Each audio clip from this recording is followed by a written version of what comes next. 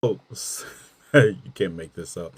But do you all remember when this administration welcomed 59 white South Africans into the country, talking about they were fleeing from persecution in South Africa for being white, and they allowed these Afrikaners to take a privately chartered jet because that's what refugees get to do, I guess, come to the United States, and they were met by two deputy directors of federal agencies, not just one, but two. Well, let me refresh your memory because I have an update on what's going on with them now. But let's look back at when they were welcomed off their private charter jet. Welcome. Welcome to the United States of America. It is such an honor for us to receive you here today. This is the land of the free, and we know that all of you have faced.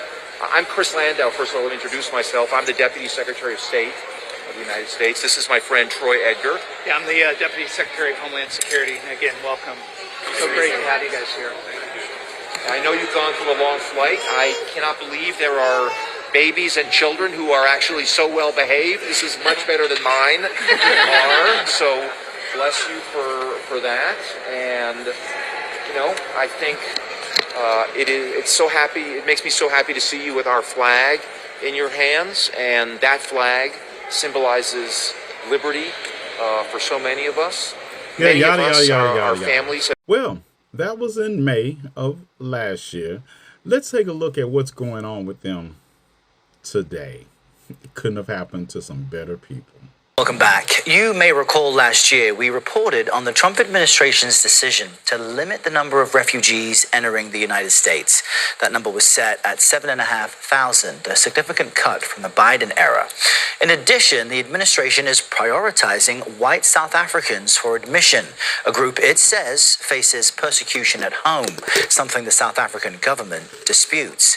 Well, now an investigation from the Free Press shows many of those white South Africans, also known as Afrikaners, are barely scraping by because of what they say are failures in U.S. government systems. Madeline Rowley is an investigative reporter for the Free Press, and she joins us now from Virginia to talk about this. And we should note the Free Press and CBS News share a parent company in Paramount Skydance. Madeline, good morning. Talk to us about the conditions some of these refugees say they are experiencing, because the administration made it seem as if they were being prioritized. They are a special group. Good morning. Thanks so much for having me on. Yes, I spoke to 10 South African refugees who told me that, they came to the U.S. hoping for a better life, a better situation, just as other refugees.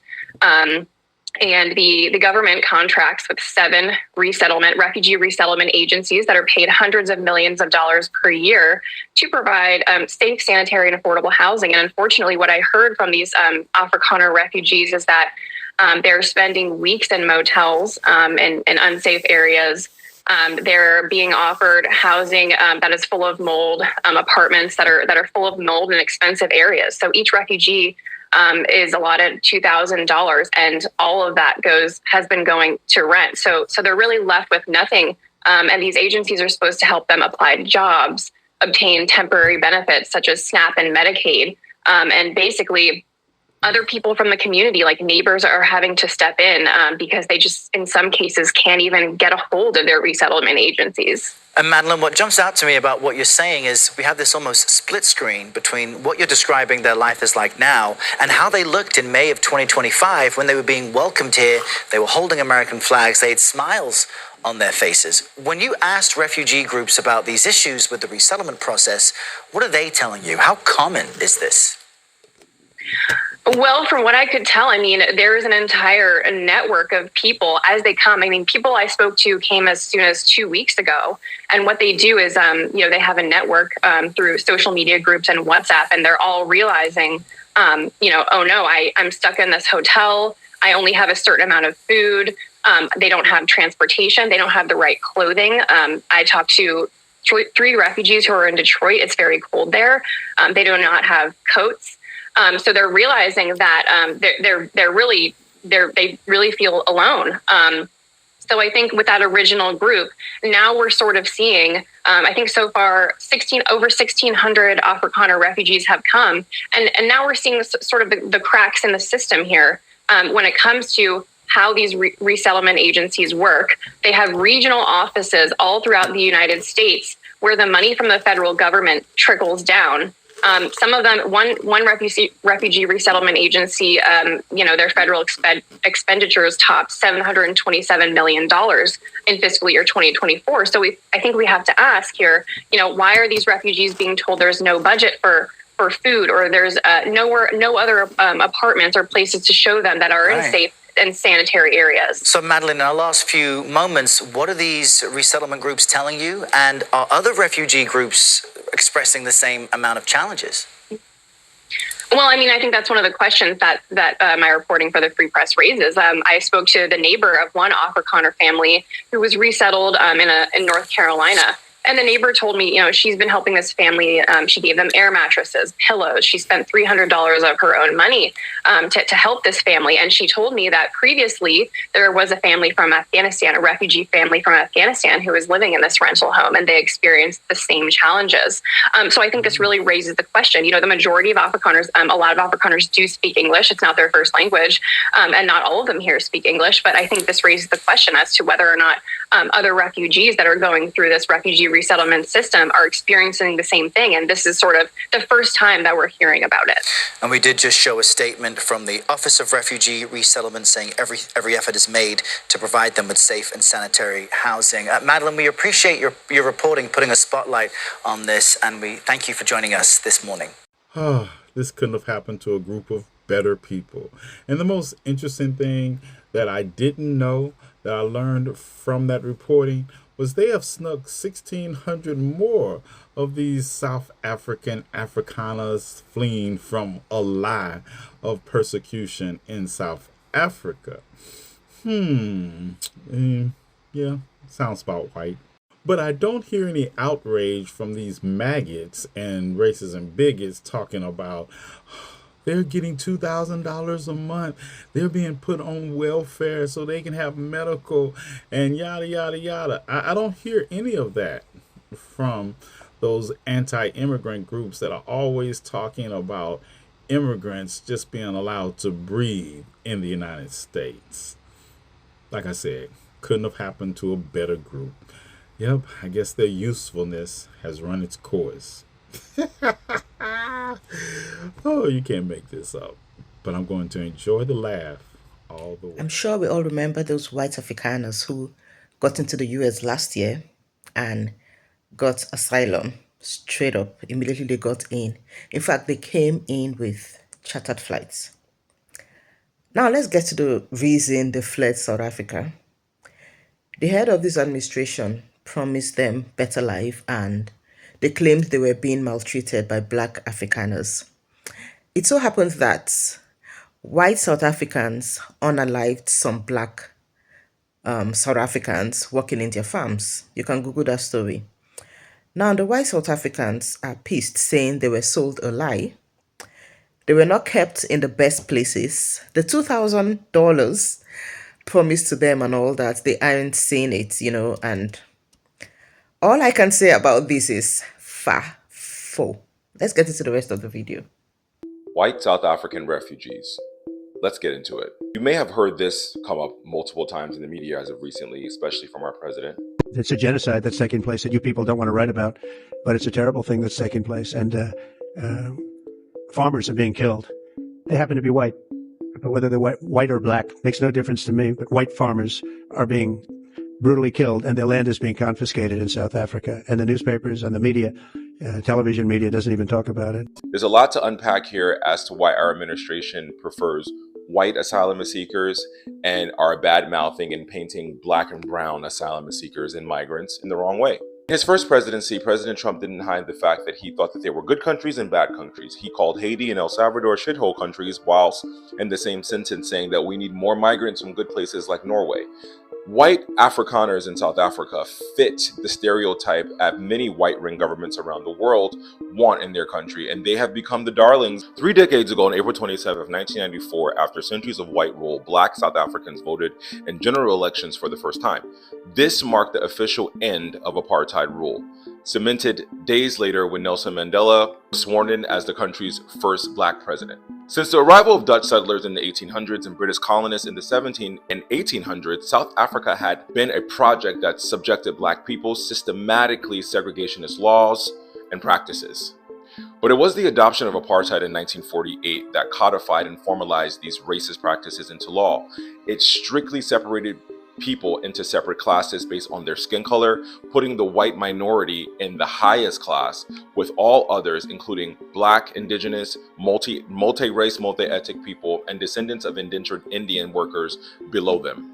The Group Areas Act, people were legally segregated based on race and allocated into separate areas to live and to work. The law regulated non-white groups further away from developed urban areas. Black people in particular were housed under resource French townships far away from the center. From the late 1950s, some 3.5 million black South Africans were forced to relocate from urban areas, and some 70% of the population was squeezed into 13% of the country's most unproductive, uninhabitable land. Those who opposed these laws and refused to move had their homes forcibly demolished and were sometimes arrested and imprisoned. Black people, specifically men, worked in cities as a source of cheap labor, were required to carry pass books which dictated which areas they can move freely through. Under the separate amenities laws, public transportation, parks, beaches, theaters, restaurants, and other amenities were segregated racially, signs stating whites only, very similar to Jim Crow America. The story of apartheid in South Africa is not one that America is not familiar with, and one that America is not trying to go back to today, which adds another layer as to why these refugees are now being welcomed with open arms. South Africa reports over 20,000 killings and deaths a year. Of that, only around 50 were white South African farmers. But why is this story being painted? We have to get into the Land Expatriate Act. Expropriation Act number 13 was signed into law by President Cyril Ramaphosa in January, and it's meant to address the land inequalities that stem from apartheid and white supremacy. Nearly 400 years of Dutch and British colonial rule and four decades of apartheid saw waves of land grabs and mass evictions of black, Indian, and mixed race people to create a white-only area. The 1913 Native Land Act gave most farmland to whites, generally Afrikaners of Dutch and French descent, leaving just 13% to blacks. The 1950 Afrikaner National Party passed a law removing 3.5 million black people from their ancestral lands. Today, only 4% of privately held land is owned by black South Africans, who make up nearly 80% of the 60 million person population. When we look at the history of South Africa and we look at that very recent ending of apartheid, you have to understand why the magnitude of these white refugees being chartered in on a plane, being held at a press conference, being given land matters. Why does it matter? Let's cut to Acre Trader. What is Acre Trader? Acre Trader is an investment company based out of Ohio that invests in farmland, providing farmland and resources to people who want to farm. One of the initial investors in Acre Trader was none other than J.D. Vance. J.D. Vance, who's at the helm of their administration, who is now having all these farmers fail because the farmers didn't get continued subsidies. What happened when the farmers didn't get continued subsidies? The government is grabbing their land up. So we have Afrikaners who were farmers coming to America as refugees with skill sets to farm, and some of the initial investment group funds that came into this company were also from South Africa. Are we seeing the picture now? So we have the brown migrants and the brown workers who have been providing services to this country for centuries, how we get our goods, how we get our farmland tilled. And now we have white refugees who are okay because they're white. This country wants to go back to Jim Crow. White people in South Africa still exist in Jim Crow. I always say South Africa today is like America in the 1960s, 1980s, because of when apartheid ended. It ended in 1994. I was in primary school in 1994. It's insane to think about. But the more you know. So some of South Africa's finest people, 49 of them, have landed in the United States because they are fleeing persecution from South Africa for being white. That doesn't even sound right, but maybe some of these claims are actual claims. But I think most of these people are in for a rude awakening because, people talk of white privilege in the US. Trust me, it's nowhere near the amount of privilege that white people have in South Africa. Because really, these people are 7% of the population and have got access to, as a collective, 80% of the wealth in the country. and then they're saying they're being targeted for, their farms and all of that. Doesn't really. South Africa is a pretty dangerous country, and the danger is not color specific. Even when I'm in South Africa, my head is always on a swivel because you don't want to be in the wrong part of the country because yeah, things women go bad even for someone like me. But I feel like there's a play, with like Trump and Musk, and I really can't pinpoint exactly what it is. Maybe a link with like Starlink, maybe South Africa being a part of BRICS, which wants to like replace the US dollar, so they're gonna attack them. I really don't know. But what I can say to the new refugees from South Africa is life here is a bit different. You can't just be racist in this country, number one. Number two, man, you have to work. You really gotta work this time. And the standard of living, I mean, America is a richer country, but then people don't really have like maids or drivers like that here, so that's something. It's gonna be interesting to see just how many of these people come because 49. You'd think if there's a genocide happening, it would be thousands coming, but we'll see how it goes. Did you see this video of this woman from South Africa talking about how on a Facebook group she saw that Afrikaner refugees here in the U.S. are struggling and are thinking about going back? Family of refugees has been placed in this town, and they have had like no food. I know that there's this, and I don't know what to think because I didn't really follow it at all when it happened. But I think they were of the understanding that they were going to be arriving here to like complete assistance, and I think people here thought that they were going to be arriving to a house and a job and medical insurance and a whole bunch of other stuff, and it actually isn't that way at all.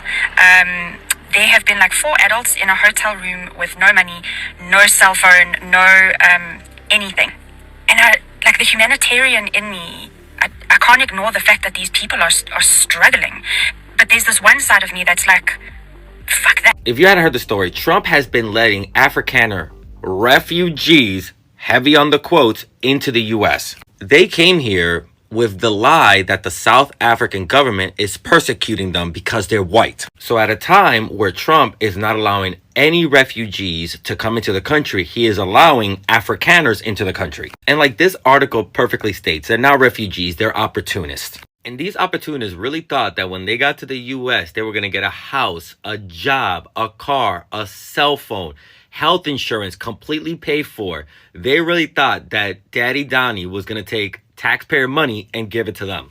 Believing all those lies that people of color come to the U.S. to seek refugee or asylum, and then they have it on easy street, which, surprise, surprise, it's not true. And it doesn't matter how much those South Africans hate it here, they can't just go back home. Like the Department of International Relations said, these Afrikaner refugees cannot just go back to South Africa or get assistance from South Africa because they're supposed to be under the protection of the United States and Donald Trump. And if these Afrikaner refugees want to be welcomed back as citizens, they have to revoke their status in order for this to happen. So if these Afrikaners are struggling in the U.S. and they want to go back home, basically they have to admit, we lied. I think it's kind of humorous to me that their lies have backfired on them and that Donald Trump has left them stranded. However, it's very frustrating that people who actually have to seek asylum and refuge in the U.S. because they're trying to escape danger and persecution are not being allowed in, but these opportunists are being fast-tracked. And as always, please consider becoming a paid subscriber on here so I can continue bringing you stories like these. So let me get this straight. Mr. Orange refused Congolese refugees from coming to the States, right? Mind you, there's a whole civil war happening in Congo. Like, people are dying every day. Thousands of people are being misplaced every day, right? And then he refused for Sudan's refugees to come to the States. Again, a lot of wars happening in Sudan. People are dying, and a lot of people need refuge, right? He refused all those people from coming to the States. But he allowed 49 Afrikaners, aka white people that never belonged in South Africa, who went to South Africa, stole these people land, the money and everything.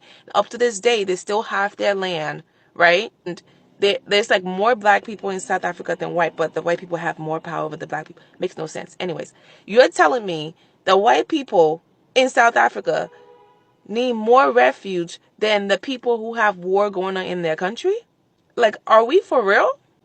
There is no way. Like, you're telling me white people and the orange man talking about, oh, there's a genocide happening to the white Afrikaners in South Africa. Where? In what news?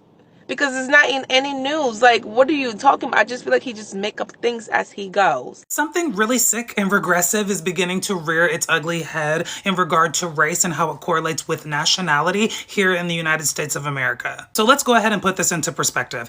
Entrance into the United States for anyone seeking refugee status or asylum is essentially shut down. People from a range of countries in Central and South America, Africa, who were 80 to 90% through the immigration process were denied once Trump took office. We have literal like teenage girls being face planted onto the pavement by ICE and children with cancer who are United States citizens, by the way, being deported to other countries with their parents. But just go ahead and guess which group or demographic of people are receiving preferential treatment and were essentially ushered in luxury from their native country to the United States of America due to the fact that they are experiencing racial persecution in their country. The Afrikaners, the white South Africans. Elon Musk didn't have any influence on this, right? If you know anything about the history of apartheid in the country of South Africa, you will very well understand that them claiming to be facing any type of racial persecution is bullshit. Apartheid was a system of institutionalized racial segregation and discrimination that lasted up until 1994 in the country of South Africa. And in result, 72% of the farmland in South Africa is owned by 7% of the population, and that 7% is mostly comprised of descendants of Dutch settlers, aka colonizers. The main reason why a lot of them really wanted to leave is because President Ramaphosa signed a new law that allows for expropriation without compensation due to very specific circumstances. I want to reiterate, they make up 7% of the population and own almost 80% of the land. Over 30 years after the abolition of apartheid, the president of South Africa is trying to impose some type of equity for Black people in South Africa. I genuinely don't get it. Like, does the majority of white people around the globe just want Black people to continue to live in poverty to their own benefit? Like, what is so terrifying about having an equal and, more importantly, equitable society? A harmonious society where everybody can freaking thrive. It's such an issue and taken as a threat, and it's so shitty as a person on the receiving end. And let's be real, all of this is a slippery slope to actively and lawfully target Black Americans, trying to overturn things like birthright citizenship, removal of all things DEI, which really means removal of all things Black American. I'm gonna need for a lot of y'all to wake up and smell the coffee, and as always, it's your girl Day. Comment your thoughts down below. Let me give you guys a little background information. One morning, the head of this administration woke up and said, the white Afrikaners are being maltreated in South Africa, and so he was going to offer them asylum in the US. Now, prior to that time, we heard of the story of white Afrikaners who unalived Black South Afrikaners and fed them to their pigs. Yes, you heard me right. Of course, there was a lot of chaos right after, and they changed the narratives to say it was Black Afrikaners that were attacking them in their farms. Now, the US government decided to bring them in and they got, the fastest residency ever in history. Anyways, they got in and are now furious that they are not being treated well and that they were lied to, blah, blah, blah, blah, blah. FAFO can hit really hard, especially when you mess around. You cannot eat your cake and have it. The fact that you lied against the Black Afrikaners, the consequences have caught up with you. So enjoy it. Now you are stuck in America because you lied about being refugees. Welcome to America.